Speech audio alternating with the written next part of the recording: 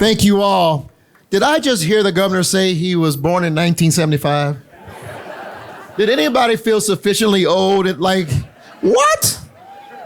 Did he just say he was 21 in 96? Oh my God. Thanks, Governor. I noticed that when he would say those things, half the room was like, what?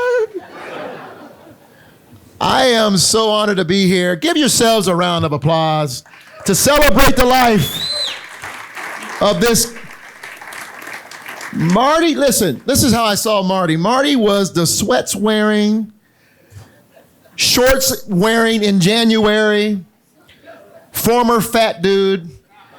That's what he would tell me about himself. And whenever I saw him, he would always remind me, I used to be over 300 pounds. That's what he would say to me. And now, of course, he was nowhere close to that as I got to know Marty very well. But what the governor pointed out is something that we should celebrate as we celebrate the life of Marty. This was the most humble, kind, generous, thoughtful, bald, former fat guy I've ever known.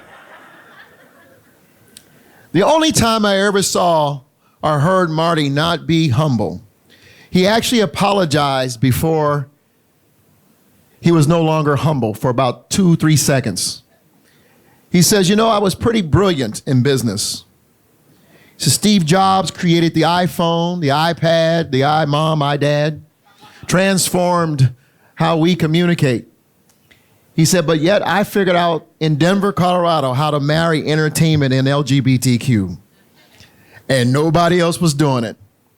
And I found a way to entertain and provide an opportunity for that community to come together and feel like they were worthy and that they mattered and that they could be happy and party just like everybody else. And he said, it's been pretty good to me. Marty is going to be missed not only for his ability to bring together entertainment in the LGBTQ community, but his level of social consciousness is incomparable. Here's a guy who really was the pinnacle of ushering our community through the era of distrust and what was seen as an era that we would never heal from, and that was the advent and the introduction of HIV/AIDS into our community. And when no one else wanted to talk about it, no one else wanted to put it on the consciousness on the table at dinner or at parties, Marty Chernoff would do it.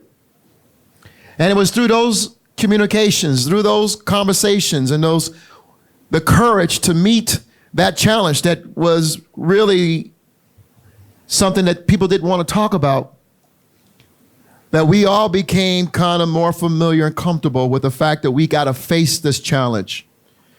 And organizations like CAP and other nonprofits would step up and say, we've got to provide social and human services for those who are being impacted and affected in our community.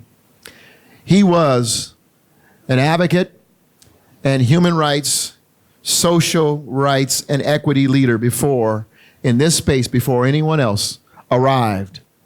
So not only did he give you the disco ball, he gave us a consciousness for a community that felt left out, ostracized, quarantined, and excluded. So tonight, I'll ask you to do me a favor. One more time. Well, it's probably the first time because he wouldn't have it. Let's all stand up and give Marty Chernoff a round of applause and a big thank you for his love and commitment to all of us.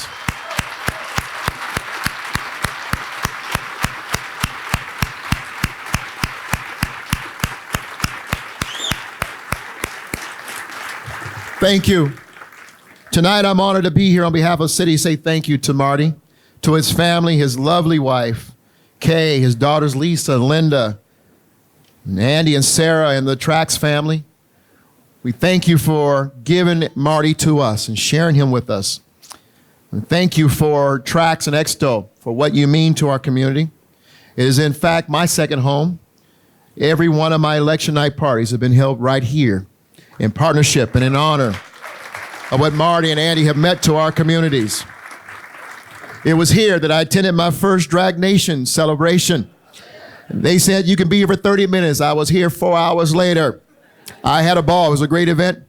And it was here where I saw my first Friday celebration, the largest lesbian party in the country. And it had a ball, but also reminded me, as I learned from my brother Robert, who was part of the LGBTQ community and who also came in contact with the entertainment and life of Marty Chernoff, right here in Denver, Colorado.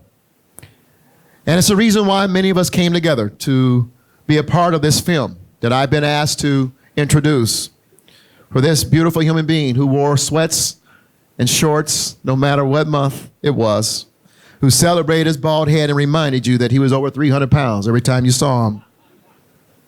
You'll see in this spectacular film that Marty lived an incredible life and touched countless people in a positive way, both here in Denver and throughout the country.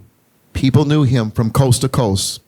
He encouraged everyone he encountered to be themselves as he did and as he lived his life. And he wanted them to remember the humanity of all people. Tonight, we celebrate Marty Chernoff, not because he passed away, but because he lived. Let's turn our attention to the film, to the screen, and let's show our eternal gratefulness to Marty Chernoff.